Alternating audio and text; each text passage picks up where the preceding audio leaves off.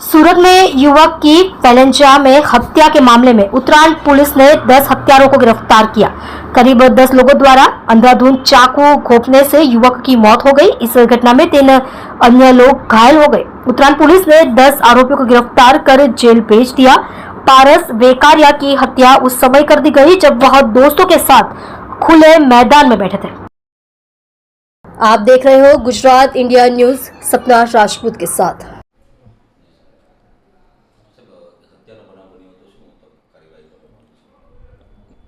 ગઈકાલે રાત્રે ઉત્તરાયણ પોલીસ સ્ટેશનમાં વેલેદા વિસ્તાર આવેલો છે, એમાં એક હત્યાનો બનાવ બનેલો છે.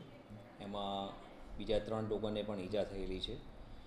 બનાવ બાબતે તપાસ કરતાં એવી હકીકત જણાવેલી છે કે જે ફરિયાદી પાર્ટી છે એમાંથી ગઈકાલે સાંજે એ લોકોને આરોપી જે રામુ ગોદર અને બીજા માણસો છે એમાંથી 2 જણ સાથે બોલાચાલી થયેલી અને એ બોલાચાલી અનુસંધાને આરોપી છે એ બીજા 10 માણસો લઈ અને વેલંજા ખાતે આવેલા અને જે ફરિયાદી છે એના ભાઈ અને બીજા એના મિત્રો છે એ લોકો બેસેલા હતા. ત્યાં આવી અને છરી અને બીજા હથિયાર વડે ઈજા કરેલી, જેમાં ફરિયાદીના ભાઈનું મોત નીપજેલું છે.